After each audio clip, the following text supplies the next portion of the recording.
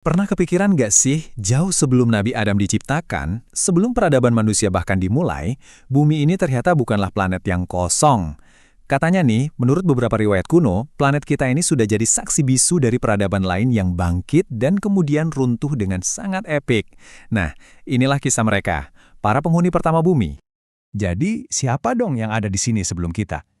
Jawabannya, menurut kisah ini, ya jelas bukan kehampaan. Bumi itu udah kayak panggung yang rame, diisi sama makhluk-makhluk yang super kuat, super cerdas, dan ya pada akhirnya jadi musuh terbesar bagi diri mereka sendiri. Oke, sekarang kita mulai perjalanan kita ya. Kita bakal putar waktu jauh ke belakang, lebih jauh dari buku sejarah manapun, ke masa-masa awal planet ini buat ketemu sama para penghuni aslinya. Ternyata nih, sebelum era jin yang jadi fokus utama kita, ada penghuni lain loh. Coba bayangin, pertama ada seekor unggas misterius namanya Tabirun Nazar. Terus, muncul 70 lelaki yang masing-masing dari mereka hidup selama 70.000 tahun. Gila kan? Nah, baru setelah era mereka yang panjang banget itu selesai, panggung dunia ini siap buat penciptaan bangsa jin. Dan sekarang kita sampai ke inti cerita ini, bangsa jin. Awal mula mereka itu bukan soal perang atau kekuasaan loh, tapi tentang satu leluhur dan dua permintaan penting yang bakal nentuin takdir mereka selamanya. Kenalin, ini Abu Ja'an, yang dikenal juga sebagai bapaknya semua jin. Dia ini yang pertama, lahir dari perpaduan elemen yang luar biasa banget. Badannya dari inti api, tapi jiwanya dari cahaya. Kombinasi yang kontradiktif tapi super kuat ini ngasih dia status yang istimewa di hadapan Sang Pencipta. Karena kedekatannya dengan Tuhan, Abu Ja'an minta dua hal yang sangat menentukan. Pertama, biar dia dan semua keturunannya nggak bisa dilihat, jadi tersembunyi dari makhluk lain. Dan yang kedua, ini nih yang krusial banget buat alur ceritanya. Biar salah satu keturunannya nanti, yang kita kenal sebagai iblis, dikasih kehormatan buat tinggal di surga dan diajarin ilmu yang nggak terbatas. Dan hebatnya, dua permintaan ini dikabulkan. Nah, dari Abu Ja'an inilah lahir bangsa Banul Ja'an. Mereka ini nyebar cepet banget, ngisi setiap sudut bumi.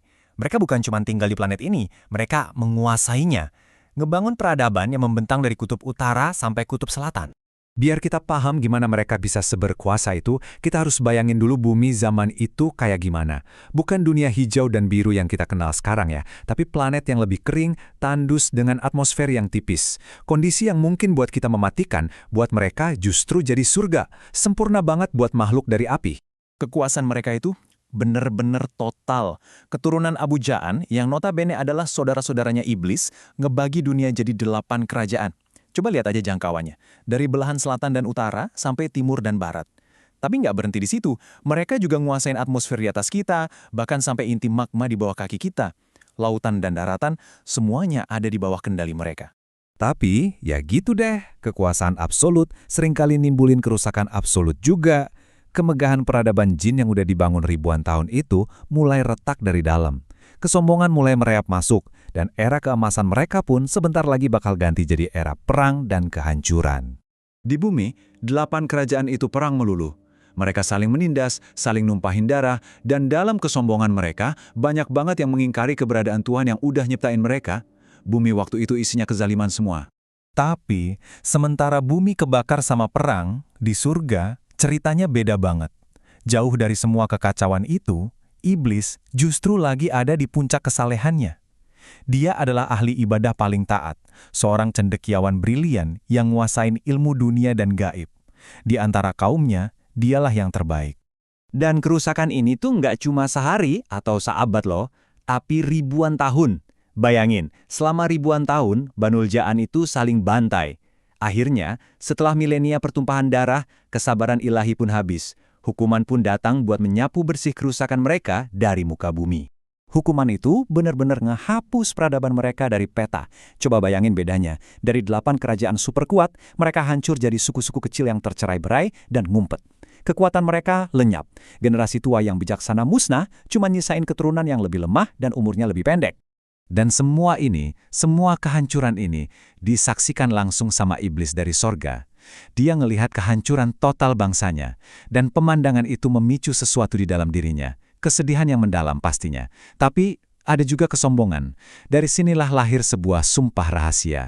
Penting buat kita ingat, ya, ini adalah iblis sebelum kejatuhannya. Dia bukan makhluk biasa, dia yang paling taat, paling cerdas. Bahkan, saking cerdasnya, dia udah tahu kalau Tuhan berencana menciptakan makhluk baru buat jadi pemimpin di bumi. Dia ngelihat semua kepingan puzzle ini mulai menyatu. Sambil menyaksikan kehancuran bangsanya yang dulu perkasa, sebuah sumpah lahir di dalam hati iblis, sebuah janji pada dirinya sendiri. Kalau sampai makhluk yang kemampuannya lebih rendah dariku dijadikan pemimpin, aku nggak akan pernah mengakuinya. Akulah pemimpin semua makhluk. Nah, disinilah bibit pembangkangannya itu ditanam. Dia merasa cuma dialah yang pantas. Nah, seluruh sejarah super panjang ini membawa kita ke sebuah momen yang jauh lebih kita kenal, penciptaan Nabi Adam. Riwayat ini ngasih kita konteks yang luar biasa buat ngerti kenapa peristiwa itu terjadi seperti yang kita tahu. Banyak dari kita pasti pernah dengar ayat ini kan? Di mana para malaikat bertanya kepada Tuhan soal rencana penciptaan manusia. Menurut tafsir ini, pertanyaan mereka itu bukanlah sebuah protes loh. Itu adalah sebuah kekhawatiran yang lahir dari apa yang udah mereka saksikan sebelumnya. Jadi gini, para malaikat itu kan udah nonton langsung selama ribuan tahun gimana penghuni bumi sebelumnya, yaitu bangsa jin, kerjaannya cuma ngerusak dan numpahin darah. Jadi, pas Tuhan bilang mau nyiptain khalifah baru, mereka secara alami bertanya, oke, apakah nanti bakal terjadi lagi? Dan, tepat sebelum Nabi Adam diciptakan, ada satu babak terakhir nih dalam kisah jin. Iblis turun ke bumi yang udah porak-poranda. Dengan kekuatan dan ilmunya, dia nyatuin sisa-sisa kaumnya yang tercerai-berai. Jadi, tepat saat fajar kemanusiaan mau menyingsing, bangsa jin punya raja baru, Iblis. Jadi, intinya, kisah ini mau bilang kalau manusia itu nggak datang ke dunia yang kosong, tapi ke dunia yang punya, ya, semacam bekas luka dari peradaban sebelumnya. Ini ninggalin kita dengan satu pertanyaan besar. Kalau kita adalah penerus di planet yang pernah jadi saksi kebangkitan dan kejatuhan yang begitu dahsyat, kira-kira pelajaran apa yang harus kita ambil dari sejarah mereka?